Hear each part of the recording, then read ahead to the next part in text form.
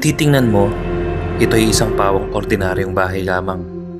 Sa kalumaan, unti-unti nang nagigiba. Dinadaan-daanan lang. Pero marami palang lagim na nasaksihan ng bahay na to. Ito, ang bahay na pula.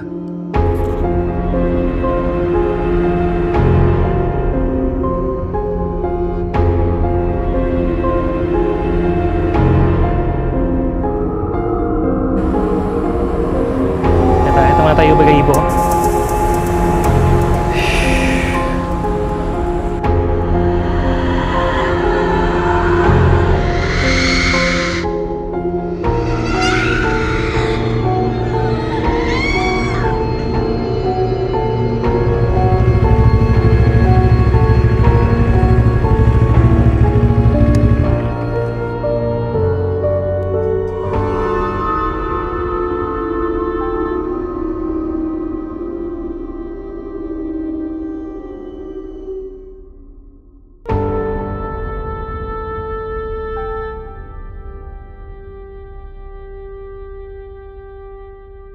What's up mga brad? Ito si Juan ang motor ni Juan at nung mga nakaraang linggo ay nakita niyo ko lumibot ng Pilipinas gamit ang isang scooter. Pero this time, gagamitin ko naman itong aking Bristol Bobber 700 para pupuntahan natin ang isang napakalumang bahay, ang bahay na halos mag-iisang daang taon nang nakatayo.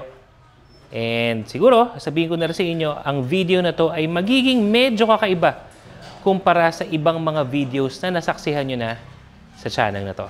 Tara! Habang binabagtas ko ang kalsada papunta sa bahay na pula, hindi ko rin maiwasan na mapag-isip. Matatakot ba ako? May excite? O kung ano man, basta ang nasa isip ko, kailangan kong puntahan ang bahay na to. Maraming mga kwento ng kababalaghan at gagim ang bumabalot dito. At sa pagkakataong to, gusto kong masaksihan ng harapan kung ano nga ba ang meron sa bahay na to.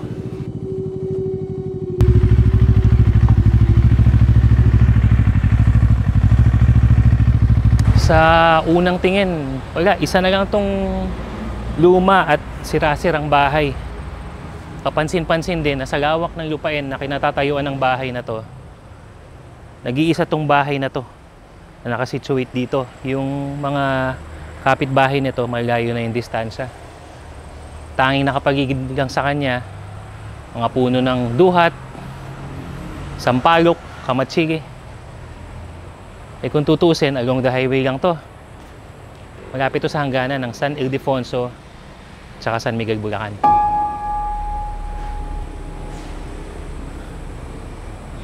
Itinayo ang bahay na to noon pang 1929 na pagmamay-ari noon ng Don Ramon Ilosorio, isang mayamang hasyendero noong mga panahon na yon. At dahil nga sa tingkad at ganda ng kanyang pagkapula, kaya siya binansagang bahay na pula. Pero nang sumapit ang mga panahon ng Hapon, ang bansag ng bahay na pula ay naging isang madilim na simbolo ng mga dugong dumanak sa bahay na to. Wala na masyadong naiwan sa bahay na to. Tanging mga pundasyon at mga haligi ang may kita mo na lamang dito.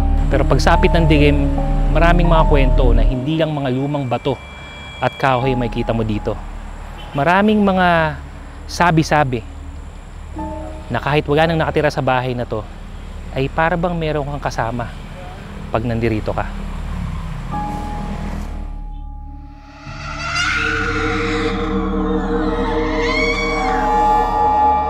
Wala namang tatamaan ka ng takot.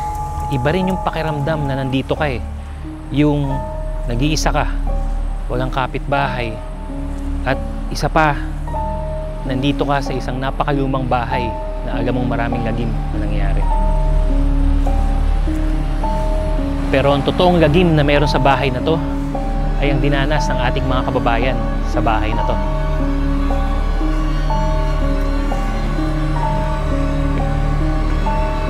Noong 1944, sinalakay ng mga Hapon ang Mapaniki, Pampanga. Mga 4 na kilometro ang layo mula dito. Itong bahay na to, ginawang isa sa mga kuta ng Hapon noong panahon na yon. At dahil sa ang bayan na to ay pinagsususpetsahan na maraming kinukupkup na mga hukbalhap ang samahang laban sa mga Hapon ng panahon na yon, halos lahat ng mga kalalakihan dito ay pinarusahan at pinagpapatay. Pininsala at pinagnakawan ng mga sundalong Hapon noon ang bayan ng Mapaniki. At ang mga nakuha at nasamsam mula sa mga nakaw sa iba't ibang bayan na to, ipinag-utos nila sa mga babae ng bayan na to na dalhin lahat ng mga bagay na yun dito sa bahay na pula. Matapos silang makarating dito, marami sa kanila hindi na nakalabas pa. Tuloy na silang binihag, inagila, pinarusahan, pinagsamantalahan at ginawang parausan. At hindi lang sila basta pinagsamantalahan. Para sa mga babaeng nanlaban at hindi pumapayag sa kagustuhan sa mga umaabuso sa kanila, pinagpapatay pa sila. At ang sabi ng mga lokal noon, gabi-gabi nilang naririnig at iba't ibang mga sigaw ng kababaihan. Sigaw ng nanlalaban, sigaw ng nasasaktan, sigaw ng nagmamakaawa, at sigaw ng saklolo. Pero gustuhin man nilang tumulong, wala silang magawa dahil takot sila para sa kanilang mga buhay at para sa buhay ng mga natitirang pamilya na pigit nilang pinoprotektahan.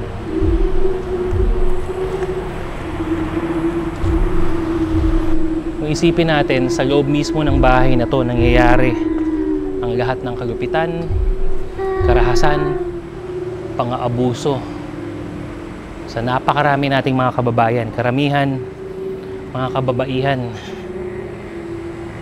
Dito sila pinwersa na manatili, ikinulong para paulit-ulit na abusuhin, gawing parausan ng mga panahon na yun. Para daman dun sa mga nagtangkang tumakas at manlaban, hindi man lang nagdalawang isip ang mga mananakop noon na tapusin ang kanilang buhay.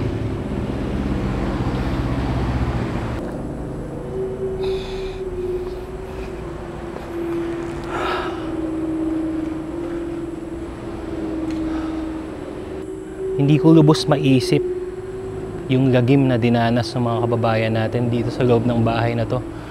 Kung isipin mo, maliit lang tong bahay na to, pero taglay nito, saksi ito sa napakaraming karahasan na naganap.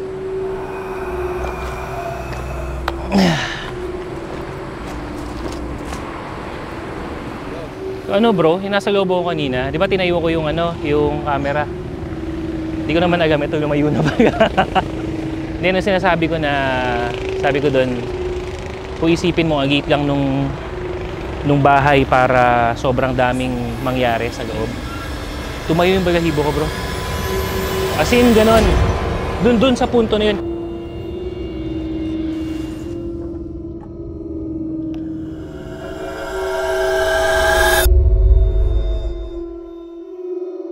Kanina, nagsashot ako mag-isa eh. Wala naman eh. Ayun, ngayon nga sasabi ko, tumatayo balahibo ko. Baka meron nga talaga. Kaya nung pagsabi ko, yun nga, yung kumbaga ang daming dumanas ng karahasan, pang-abuso, tumayo balahibo ko. Kaya tingnan mo sa shot, Kuya Jidge. Ayun, tumatay balahibo ko yun. Right after nung nung pagsabi ko nun, maya-maya kinuha ko na yung camera. Maaring maraming mga tao natatakot dito dahil sa iba't ibang mga kwento ng kababalaghan. Pero mga tunay na kwento, ang mga totoong nangyari, ang mga dinanas ng ating mga kapwa Pilipino sa bahay na to, ang totoong lagim na meron sa bahay na pula. Yung hirap, yung sakit, yung pagdurusa, at ang pag-iisip na tila ba ang mga nararanasan nila nung panahon na yun ay wala nang katapusan. At kahit sa panahon to, ilang dekada na lumipas para sa mga kababayan nating naging biktima, ay hindi pa rin nila nakakamit ang hustisya. Yan ang tunay na lagim. Hanggang ngayon, ang grupo ng Magaya Lolas, ang mga survivors sa mga panahon na yun, ay pinaglalaban pa rin ang hustisya dahil sa mga sinapit nila. Karamihan sa kanila, mga 80, 90 anyos na. Marami sa kanila, mga pumanaw na rin.